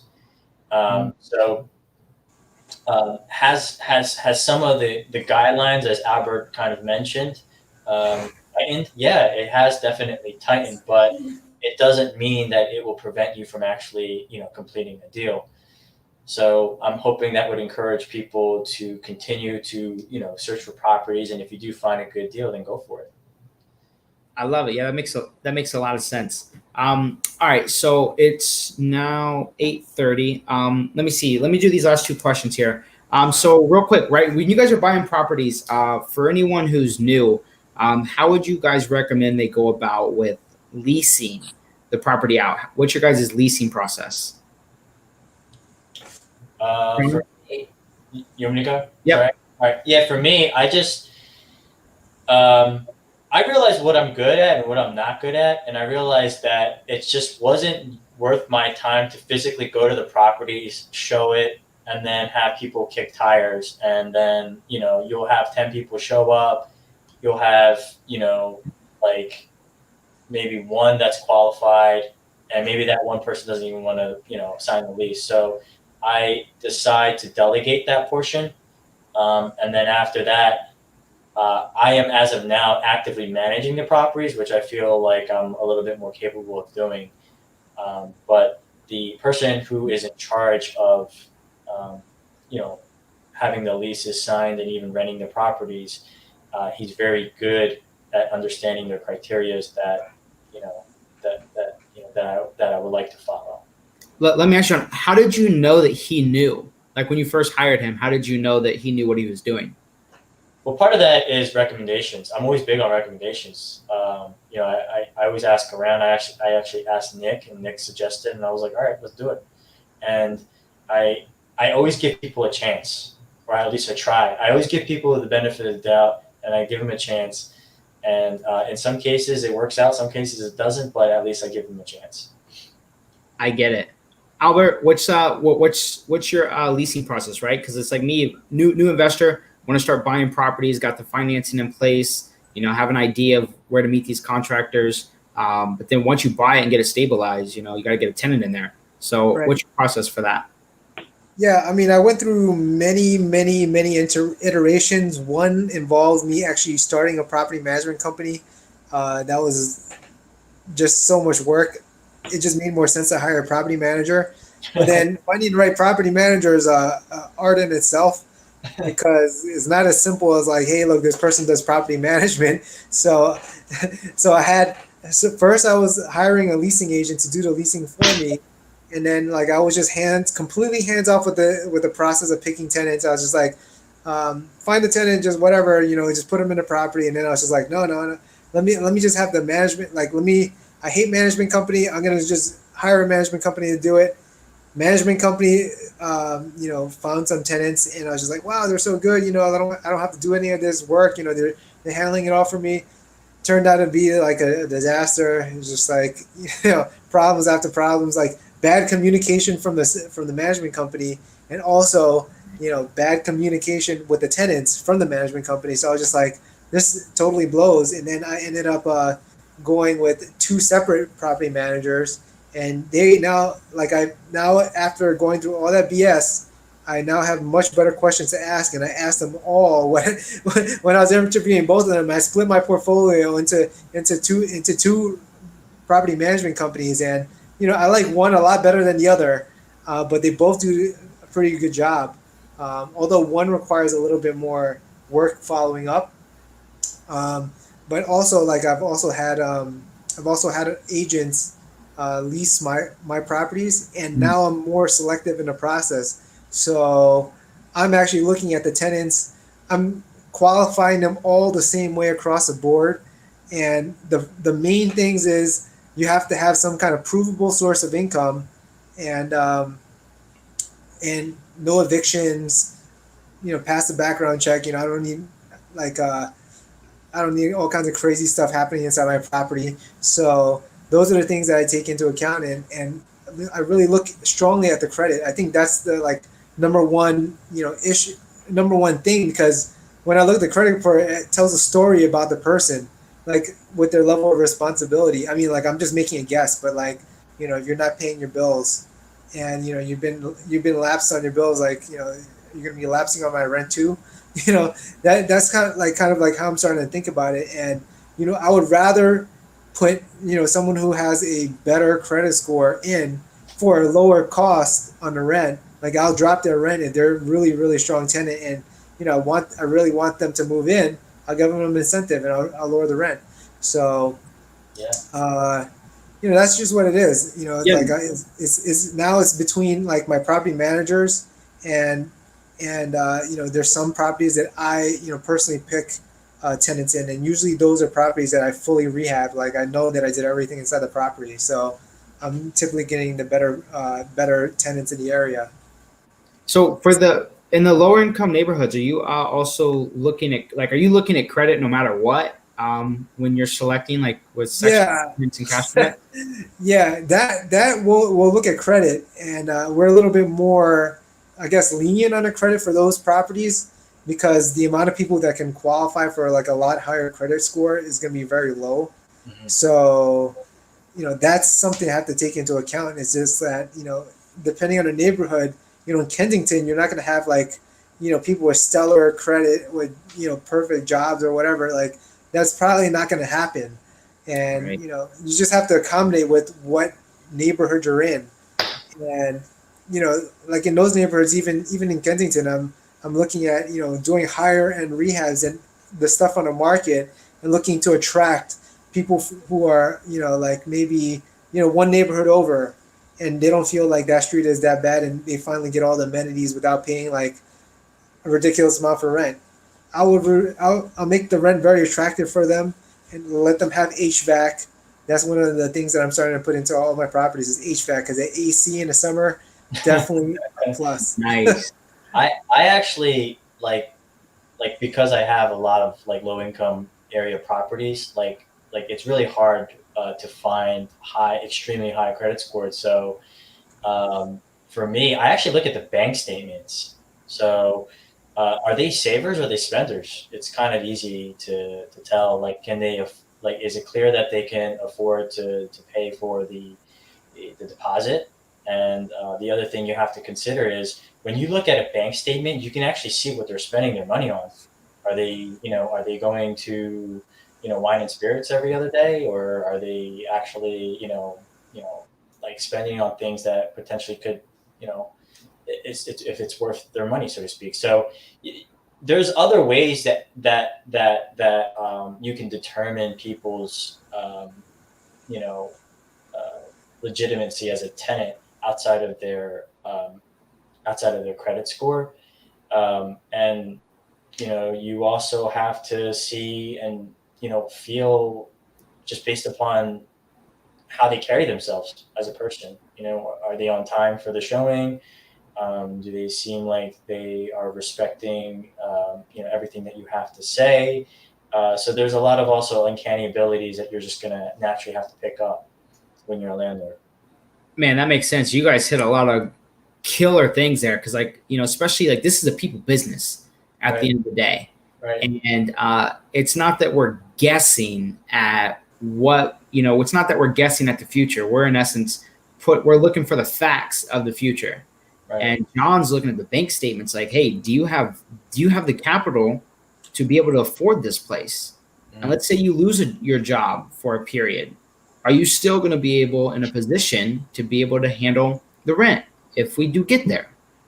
And I think even, it's about being humble and not being afraid to ask the questions that need to be asked, such as send me your bank statements. I want to see them. And most of the times, Elijah, they'll give to you.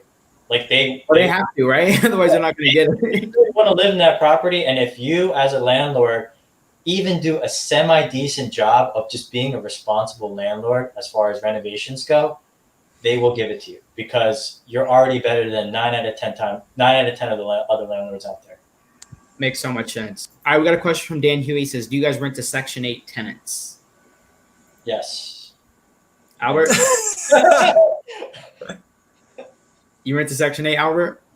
I used to. That was my original plan coming in. And I spoke with a mentor of mine that owns 200 properties. And his entire portfolio in the beginning was all Section 8. He's like, Albert, it's a bad trade-off. And he was like a financial guy. So he kind of like did the math. And it didn't really make sense unless you had a really big property. So I said, screw it. I'm out of here. Like I'm not like, I think he's got a point. So I still have a few tenants that are Section 8, but as they move out, I'm not renewing Section 8 leases. I mean, the way that the Section 8 treats you as a landlord is very poor. So unless you own 1,000 units and this is your only job is to cater to Section 8, it makes sense. But like for me, like I'm a small guy, like it doesn't make sense for me to, be wasting my time. And I've talked to a lot of other landlords and they feel the same way that Section 8 isn't treating us right. So we're just moving on. We'd rather just rent to free market tenants and, take the risk of, if they can't pay, then, that's on us. But with Section 8, the amount of BS that they put you through is not even worth it. Can you give us an example of like something that, is maybe not makes sense? Yeah. So, for example, I have a tenant that's still in the property today that stopped paying their rent, and it was so crazy because they wouldn't let the inspector in the house to do repairs. Oh, the tenant wanted right before COVID, right? Right before COVID. So basically, Section 8 was like, okay, we're going to be abating all your rent. So that means we're not going to pay you all the rent from the past because this tenant didn't allow you to get in. We knocked on the door. The tenant showed up and opened the door and said, I'm not letting you in. And I was just like, hello, I'm here to do those repairs. Like, we need to do this inspection right now. Nope, sorry, you can't come in. And I'm like, are you serious? Like, And then all of a sudden COVID hit, and like literally this lady is like gone MIA. Section 8 isn't paying. She's not paying. And it's just a pain in the ass because like I can't even get her out now because it's like moratorium on Section 8 tenants, and like getting in contact with someone at Section 8 is like pulling teeth. Like getting in contact with somebody at Section 8 to like address the issue, like, hey, what do I need to fix? How do we get this back on track?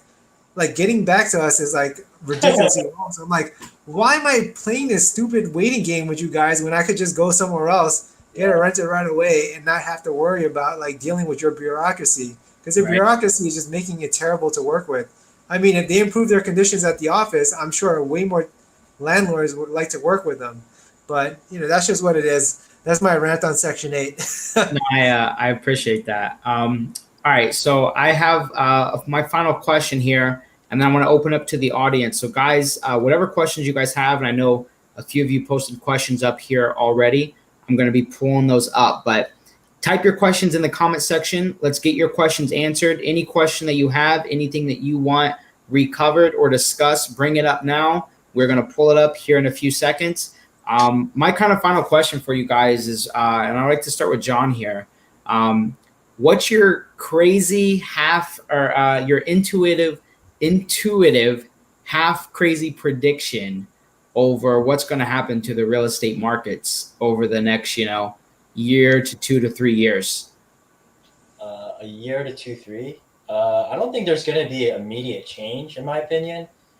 I think, that's just what I'm guessing. I mean, just from my experience looking at the housing market, it's weird because it's still really strong. Like, outside of me, buying my own homes, I'm showing properties too. So I'm having a difficult time with buyers. I'm representing buyers, and we're having a difficult time, buying houses because of the inventory being so low. And in 2 to 3 years, I don't think that's honestly going to change. So that's just my opinion, guys. Thank you, John. Albert? Well, I mean, this is like a trading game, right? So like if there's low supply and there's a lot of people looking for houses, the only place that prices are going to go is up. So until the supply increases in the market, we're going to be looking at higher prices. And it's not because it's artificially high or whatever. It's because there's less people selling. Mm-hmm. And, I don't know what the reasons might be. They don't want to sell out. They think you get a lot more money. I don't know what it is, but I'm just looking at what the numbers are showing me, and the numbers are showing me that very few deals are selling at like shell pricing. So people are paying a little bit more, maybe $5,000 to $10,000 more than they normally would just to get the deal done. And that's just the reality for now. And like, is this going to be the reality always? Probably not. But in this immediate term, while there's stimulus and all this other stuff artificially pumped into the market, that is going to be the reality because, I'm not paying a mortgage payment, so I'm living here for free. I got a federal backed mortgage. I'm not worrying about mortgage payments anymore. And then I'm getting, you get unemployment checks, other benefits from the state. Then you find that you don't actually have to move, or you don't have any desire to move. So there's a lot less motivated sellers from that, but there still are motivated sellers regardless. And we'll probably start to see those, start popping up here and there. But, you got to be always in the game so that you can find them. I love it. All right, let's open up the questions. Guys, whatever questions you have, put them in the comment section. Anything you want to discuss, pull it up now. All right. We got a question from Tom for John. John, when you got the 203K loan, did you have a W-2 job at the time? No, I didn't, but my wife did. Oh, you used the wife. Nice, man. Yeah, so I was able to use my wife's W-2. I had a 1099. I was always on a 1099. I used to sell, I still do sell insurance. So I was able to claim a little bit off of that as well. Thank you, John. All right. Cabriz asked, in your respective opinions, which areas in Philly are best for wholesaling and which are, this is more of a cash flow event. So let's do, what do you guys think are some good areas for buying cash flow and wholesaling right now in Philadelphia? Albert, we'll start with Albert. Go ahead. For cash flow, I mean, like I'm still in West Philly. I mean, it's just because I'm primarily focused and based out of West Philly that I say West Philly, but I'm starting to see like the edges of where people were previously buying. So you're probably going to be looking at like Frankfurt. Then people are going to start moving to Kensington. That's probably going to be the next phase of this crazy cycle because they pump into $3 trillion. That money's got to go somewhere. So you're going to start seeing people going to like real Southwest. Places that have been neglected before, those are going to be like the new areas for wholesaling. Just because people aren't able to find deals like they used to, they're going to be going to the, harder neighborhoods and still paying the same amount that they used to pay for slightly better neighborhoods. So that's where I see the best wholesaling and possibly also the best fix and flips because, now people are going to be like, oh, I couldn't buy a house in this area. I'll move somewhere closer. And this is all fixed up, so I'm gonna go buy it. So, and that's because of the lack of supply that's available in the markets that they're used to. Yeah, exactly. It's definitely a lack of supply. Wow. All right, John, what's your thoughts on best places to wholesale, fix and flip, and buy and hold in Philly? To answer more of the buy and hold because I'm more of a buy and hold guy. Good.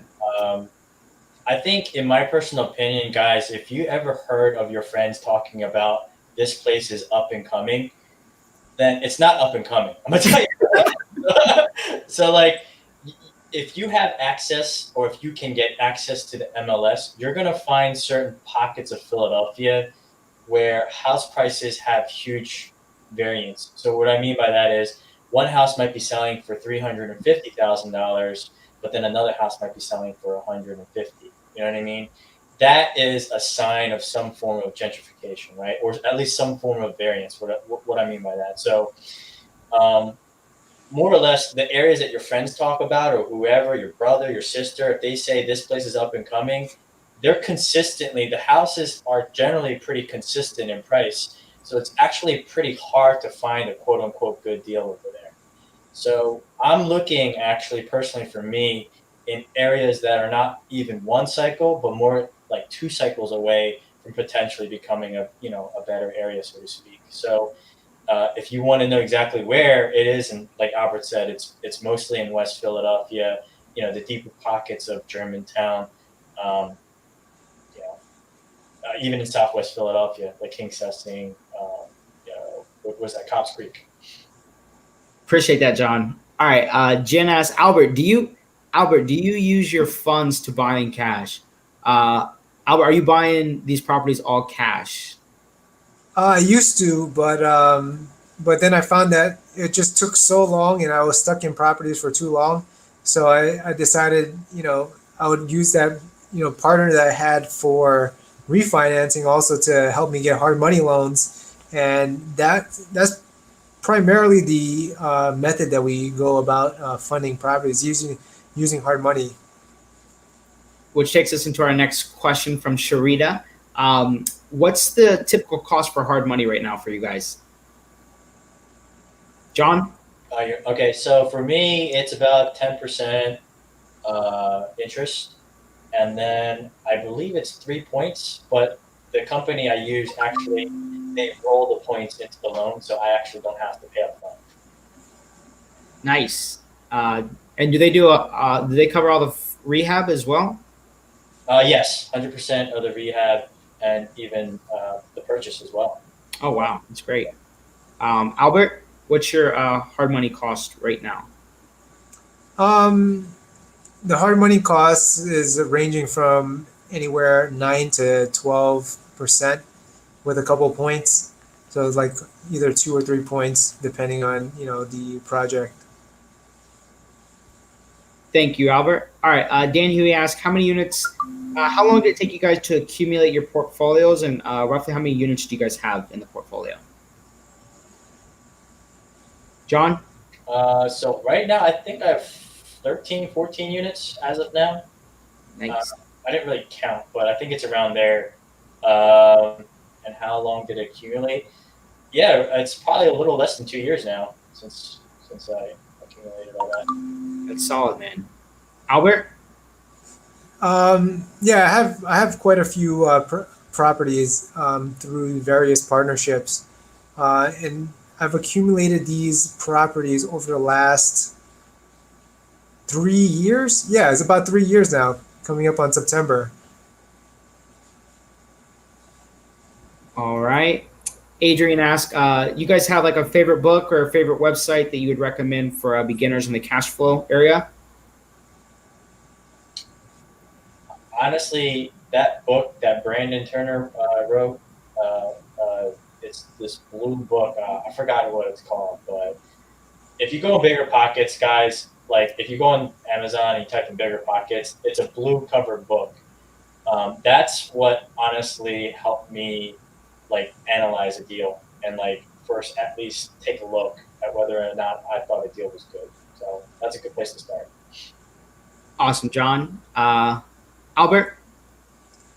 Yeah, so I think like in terms of like technical stuff, the best place to check out is the Superior Web Investors website.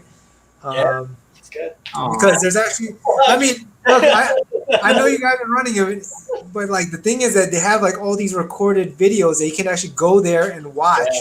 And if there's a whole bunch of topics that are covered, from wholesaling to rehabbing to pretty much any topic that you want, and those are all covered in there. So, it'd kind of be dumb to go anywhere else to take a look at that stuff. I'm sure also you can go to like, websites like Bigger Pockets. I know my fiance was using that website when she first got started in the real estate business, and she was talking to people on forums and stuff like that. And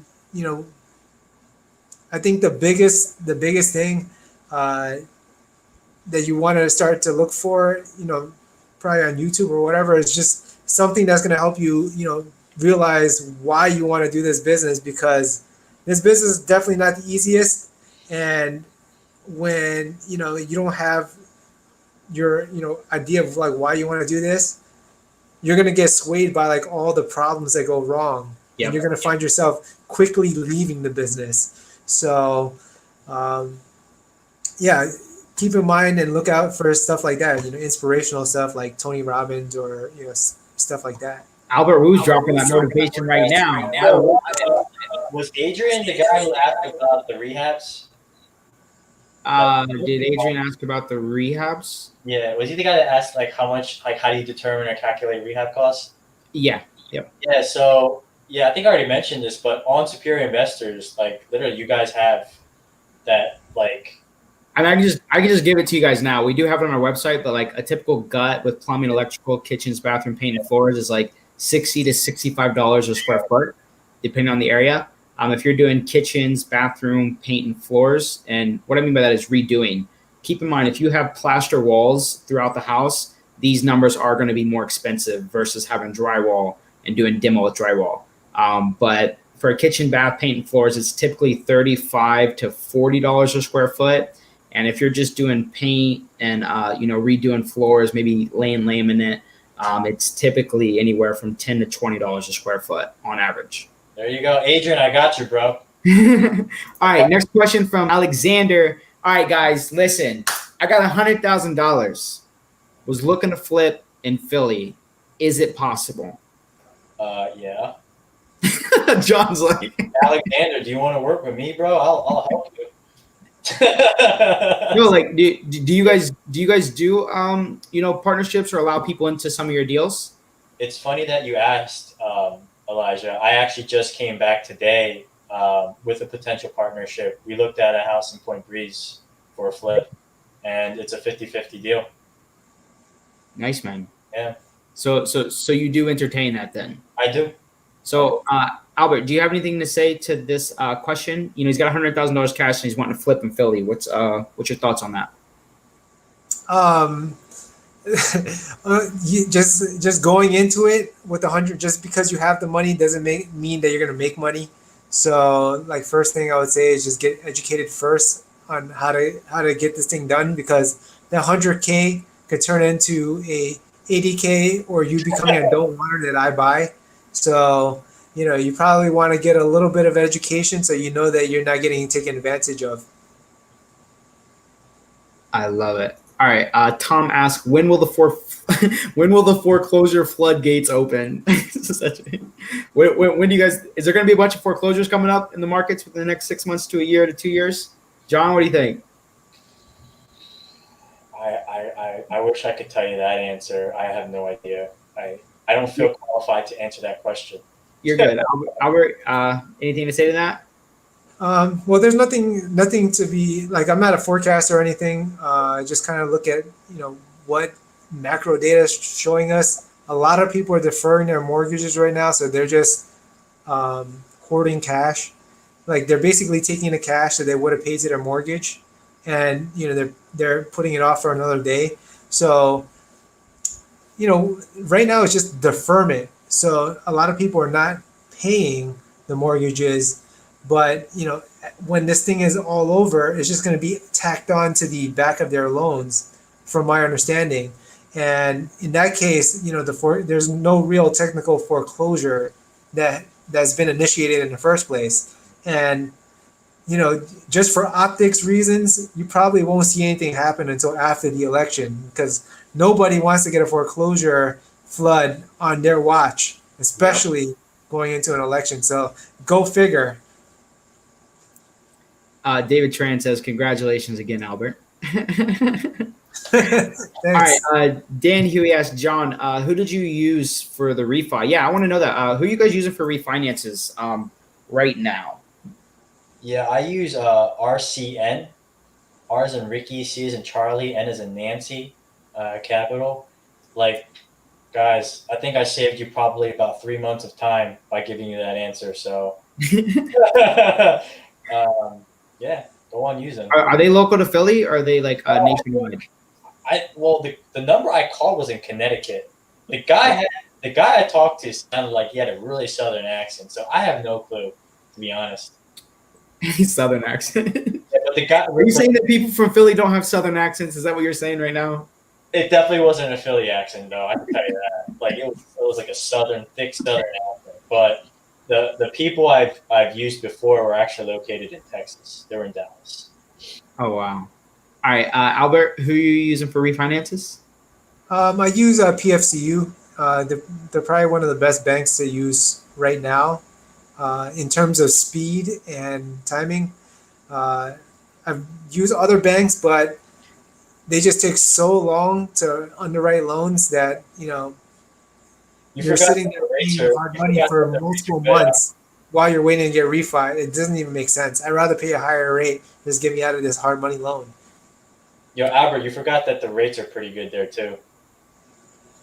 What's that? The rates are pretty good. Oh yeah, they're fantastic. Yeah, the rates are great. All right. Let's see. Adrian says, "Hey, thanks, guys." All right. So I don't see any more questions on here.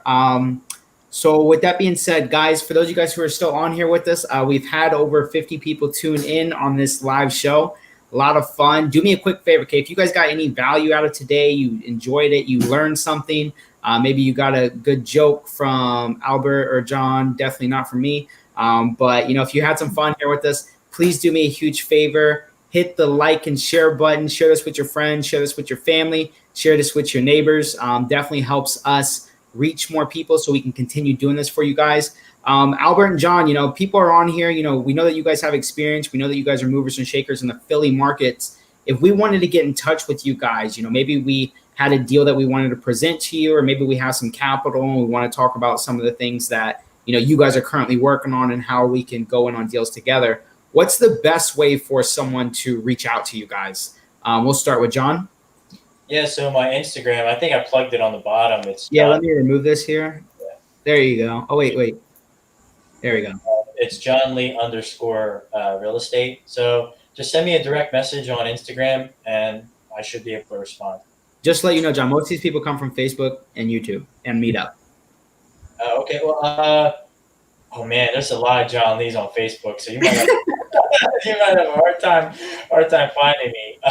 But I don't know how else to say. If you get lucky to find me, just send me a direct Facebook message too. I mean, If you guys need help finding John on Facebook, shoot me a message. I'll connect you guys. I got you. All right, Albert, what's the best way for people to get in touch with you? The best way is actually through Instagram. So my tag is at Mr_Albert_Wu. Are you serious? You got Instagram? I didn't know you had Instagram. Yeah, that's how I post my pictures. So I'm working on a project. I just take a couple pictures, I stick it on Instagram, and it automatically uploads it to the other platform. So it's kind of cool. Ooh, I love it. All right, so I guess we all got to get on Instagram, man. Both these guys, because well, gentlemen, super grateful. I'm super thankful you guys came on here. I remember when I was first starting off and wholesaling, buying and holding, fixing flips. It's all a bunch of new information, and it seems overwhelming at first. And I think one of the most important things that all of us would kind of agree on is that the most important thing is really to surround yourself around the right people. So get in the right community. If it's not this community, I recommend that you find one where you can sync up with them. And then once you're in that right community, start taking action. Start getting around people who are making moves. Start making phone calls. Start doing what you have to do to put yourself in a better position tomorrow than you were today. Would you guys agree with that? Yeah. All right, guys. This has been such a fun time. We dove into the cash flow event. Once again, we have an expo coming up November 14th. We do have the membership. This will be your only chance to get it for $100 off. So you can get the membership for $97. Please, last thing, if you guys enjoyed this event, like and share, send it to all your friends, send it to your exes, send it to anyone you possibly can. We appreciate you.